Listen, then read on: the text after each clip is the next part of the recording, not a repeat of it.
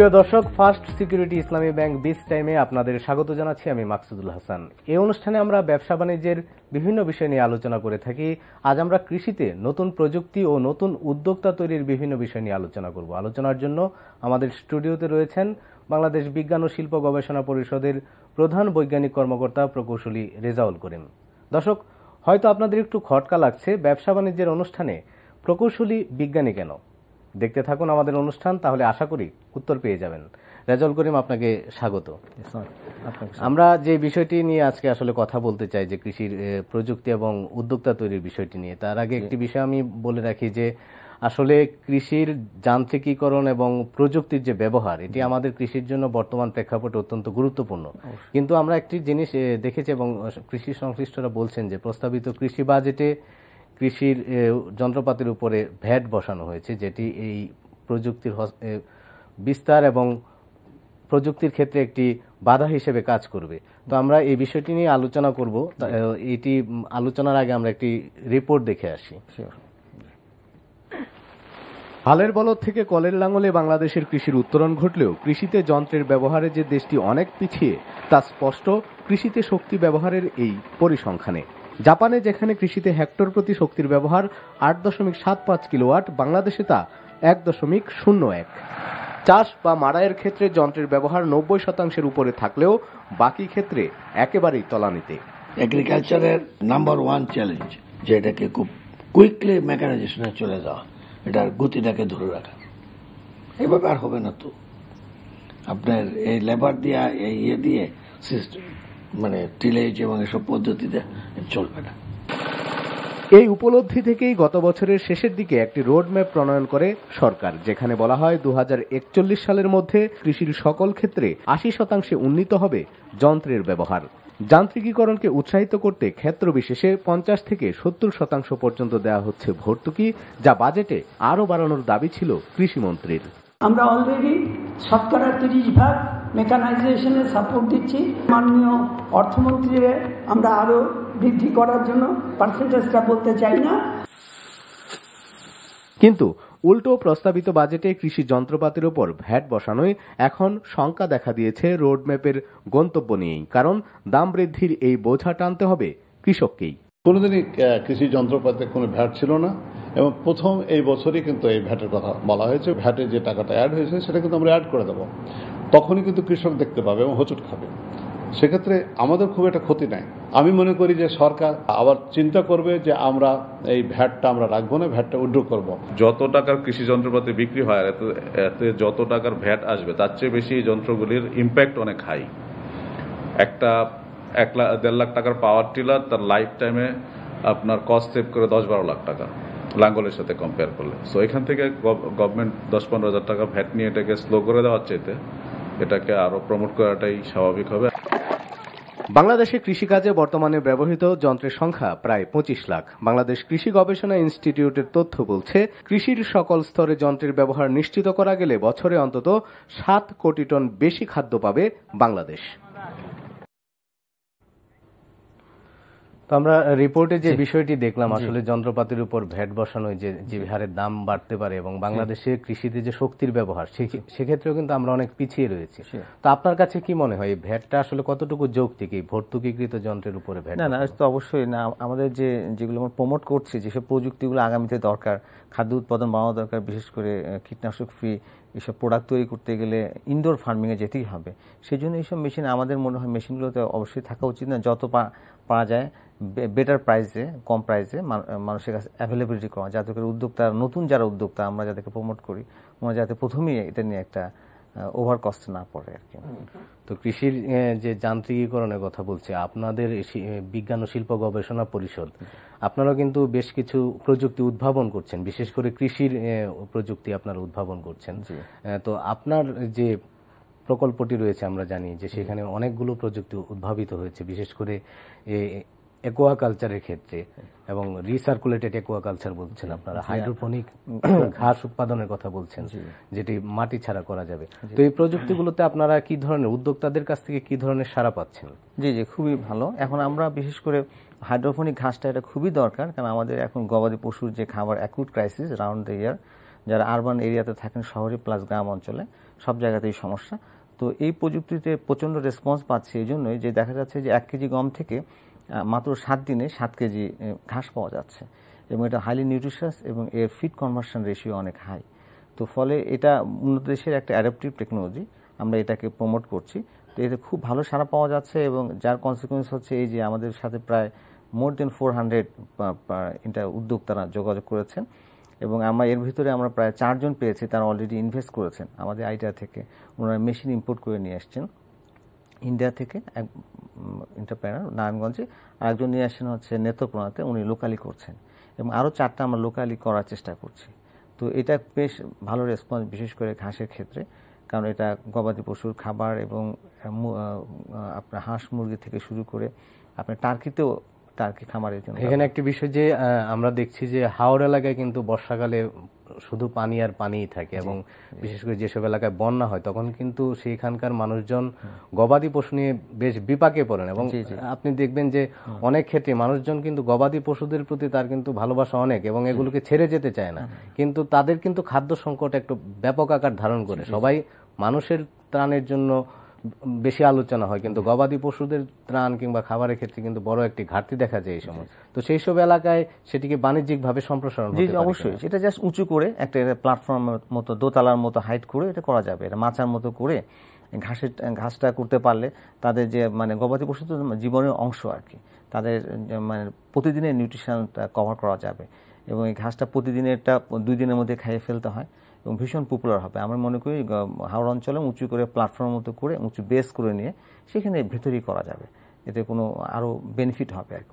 আরেকটি বিষয় আমি জানতে চাচ্ছি যে এই যে আপনাদের মাটি ছাড়া যে ঘাস, এটিতে আসলে ব্যবসায়ীরা যদি উদ্যোক্তারা সেটি করতে চান তাহলে কতটুকু লাভজনক হবে, মানে লাভের অঙ্কটা কিরকম সেখানে? জি অবশ্যই এটা ভীষণ লাভজনক, কারণ আপনি এখানকার এটা দেখছেন যে এটা মানে ইনভেস্টমেন্ট হচ্ছে মাত্র 4 থেকে 5 লাখ টাকা, এবং আমাদের কিছু লোকাল কস্টও কমে আসছে।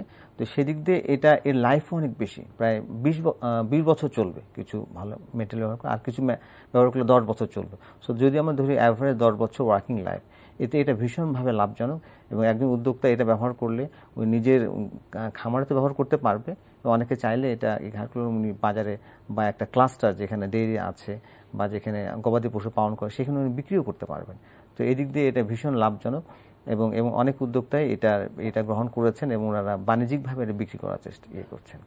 না, এখানে যদি আপনি বলছেন যে 4 থেকে 5 লাখ টাকা তাকে বিনিয়োগ করতে হবে এই প্রযুক্তিটির জন্য, সেক্ষেত্রে 4-5 লাখ টাকা বিনিয়োগ করে সে মাসে কত টাকা সেখান থেকে আয় করতে পারে, কিংবা তার খামারে কত টাকার ঘাস দিতে পারে? খুবই ভালো প্রশ্ন।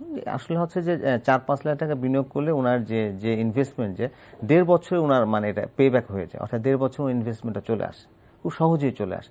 1.5 বছরের পর থেকে উনি মানে ওনার বাকিটা পুরোটাই লাভ, অর্থাৎ ওনার যে বিনিয়োগটা মানে 1.5 বছরে 18 মাসে উঠে আসে ওনার যে সেল করে যে ঘাস থেকে। এটা আমাদের কস্টগুলো করা আছে, এবং আমরা সেভাবে বিনিয়োগকারীদেরকে উদ্বুদ্ধ করছি, আমাদের কস্ট অ্যানালাইসিস করে দেখাচ্ছি যে কীভাবে মানে গম থেকে মানে পেতে পারছেন, এবং কীভাবে উনি বেনিফিট হবেন আর কি।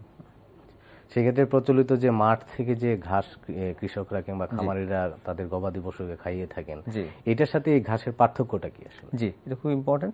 আর এই ঘাসটা হচ্ছে সারা বছর করা যায়, এটা হচ্ছে ভার্টিক্যাল টেকনোলজি, কারণ আমাদের জায়গা তো কমে যাচ্ছে। তো এদিক দিয়ে বেটার হচ্ছে এটা শেলফের মতো করা যায়। সো আপনি মানে একতলার মতো করে শেলফ অনেকগুলো স্টেজ করতে পারছেন, এবং এর বেনিফিটটা হচ্ছে যে এটা নর্মাল ঘাসগুলোতে অনেক ধরনের প্যারাসাইট থাকে, অনেক জার্ম থাকে, এবং এর ফিড কনভার্সনও ভালো না, অনেক ধরনের টক্সিক জিনিস থাকে, কিন্তু এই ঘাসে কিন্তু সেটা থাকে না। এই ঘাসে আপনার পুরোটাই ডাইজেস্টেবল, এবং হাইলি অ্যামিনো অ্যাসিড থাকে, এনজাইম থাকে, এবং মিনারেলস থাকে। এটা দ্রুত গরুর বা গবাদি পশু তার মিল্ক এবং বডি মাস গেইন করতে হেল্প করে। তো এই প্রযুক্তিটি ছাড়াও আমরা যেটি প্রথমে আলোচনা করছিলাম যে রিসার্কুলেটেড অ্যাকুয়াকালচার, আপনারা মাছের চাষ ঘরের ভিতরে আবদ্ধ অবস্থায় মাছের চাষের যে প্রযুক্তিটি, তো এটি বাংলাদেশে ইতিমধ্যেই অনেক প্রচলিত, অনেকেই জানেন বিষয়টি নিয়ে, কিন্তু আপনারা বাণিজ্যিকভাবে এটি করার ক্ষেত্রে বিনিয়োগকারীরা আসলে কি ধরনের পদক্ষেপ নিতে পারেন, কিংবা আপনাদের সাথে বিনিয়োগকারীদের যোগাযোগ হচ্ছে কিনা এই বিষয়ে? ধন্যবাদ। ওটা একই অবস্থা। তো যেহেতু ফিশটা একটু লাইফ সেভিং জিনিস, এখানে বিদ্যুৎ একটা ইম্পর্টেন্ট ইস্যু। তো 3 জন বেশ সতর্কভাবে ইনভেস্ট করেছেন, একজন ময়মনসিংহে, এবং আরও 2 জন ইনভেস্ট করেছেন অলরেডি, ওনারা এলসি করেছেন। তো বিনিয়োগকারীরা যথেষ্ট আগ্রহ দেখাচ্ছেন। তো আমাদের কাছে এখন যে বিজনেস মডেলের যেটা আছে সেটা কস্ট হচ্ছে 30 থেকে 40 লাখ টাকা অ্যাভেলেবিলিটি কস্ট মেশিন। তো এই মেশিনে একজন উদ্যোক্তা তার পাবদা মাছ এবং দেশি শিং এবং মাগুর মাছ এই 3টা আমাদের ট্রায়াল হয়েছে। এটাতে লাভজনকভাবে উনার এটাতে প্রায় 1 বছর থেকে উনি প্রফিট করতে শুরু করবেন এবং এটাতে খুব ভালো রেসপন্স পাচ্ছেন। হচ্ছে যেখানে বিদ্যুৎ একটা বিষয় আছে যে সার্বক্ষণিক বিদ্যুৎ লাগবে। আর আমাদের কাছে যে ট্রায়াল আছে সেটা হচ্ছে 30 থেকে 40 লাখ টাকা পর্যন্ত। আর অনেক উদ্যোক্তা অনুরোধ করছেন যে এটা আর কিভাবে 15 থেকে 20 লাখ 15 বা নিচে কমিয়ে আনা যায়। তো এক্ষেত্রে লক্ষণীয় যে 30 লাখ টাকা যেটা আমরা বলছি এটার হচ্ছে অ্যাভারেজ প্রোডাকশন ক্যাপাসিটি বছরে 15 টন, মানে 6 মাসে 2টা ফিশ লট তৈরি করা যায়। তো অনেকে চাচ্ছেন যে এটা আরো একটু কমিয়ে হয়তো প্রোডাকশন ক্যাপাসিটি 4 থেকে 5 টন করে সেভাবে ওনারা শুরু করতে পারে। কারণ সবাই একটা মনে করে যে এটা যদি নিয়ে রিস্কে পড়ে যায় বা এটা যদি লস হয়ে যায়, সবাই চাচ্ছেন যে 15 থেকে 20 লাখ টাকার ভিতরে একটা অ্যারেঞ্জমেন্ট করা যায় কিনা। তো আমরা এটা নিয়ে ওয়ার্ক করছি এবং আশা করছি যে আগামী 4 মাসের মধ্যে একটা পাওয়া যাবে। আরেকটি প্রশ্ন, যে এইসব আবদ্ধ অবস্থায় যে মাছ চাষ করা হয় সেক্ষেত্রে অনেকেই অভিযোগ করে থাকেন যে আসলে মাছের যে স্বাদ নদীতে কিংবা অন্যান্য জলাশয়ে যে স্বাদ সেটি কিন্তু পাওয়া যায় না। বিশেষ করে পুকুরে চাষের মাছের ক্ষেত্রেও একই ধরনের অভিযোগ পাওয়া যায়। আর এই আবদ্ধ অবস্থায় সেই মাছের স্বাদটা কি আসলে ঠিক থাকে কিনা? জি, এটা খুবই ইম্পর্টেন্ট বিষয়। স্বাদের জন্য আমাদের ফেজ 2-তে স্টাডি হবে। তো স্বাদও একই ব্যাপার। পুকুরে যে ইনহ্যান্স, যেটা আমরা তেলাপিয়ার টেস্ট দেখেছি, ইনহ্যান্স হয়, অনেক বেড়ে যায়। তেলাপিয়া দেখেছি এবং পাবদা আমরা অল্প লটে করেছি, এটা কিন্তু টেস্ট বেড়ে যাচ্ছে। এখানে মাল্টিপল ফিড ব্যবহার করতে হয় এবং সাথে সাথে আমরা আয়োডিন এবং জিঙ্ক ইন্ট্রোডিউস করতে যাচ্ছি সামনে। এটা এডিশনাল অ্যাড করলে আমরা টেস্টটা ফিরে আসবে এবং আমরা আগামীতেও আরও আমরা লাইভ ফিড তৈরি করতে যাচ্ছি। আপনার ময়না এবং রটিফায়ার এগুলোকে ফিডিং করলে এটা আরও বেটার হবে। নদী এবং সমুদ্রের পুকুর থেকে যা হয় তার চেয়ে আরও বেটার টেস্ট হবে। অর্থাৎ লাইভ ফিডটা ইন্ট্রোডিউস করতে যাচ্ছি সেটা। আর দ্বিতীয় হচ্ছে যেটা বললাম যে আমরা এখন মাল্টিপল ফিড ব্যবহার করে আয়োডিন এবং জিঙ্ক ব্যবহার করার কারণে এটা টেস্ট বেড়ে যাবে। তো এটা আমাদের এখন পরীক্ষামূলক পর্যায়ে। এখন উদ্যোক্তাদের যে বিষয়টি চিন্তা থাকে যে আসলে যারা বিনিয়োগ করবেন সেখান থেকে অবশ্যই তার মুনাফা করতে হবে এবং গুণগত মানও ঠিক থাকতে হবে।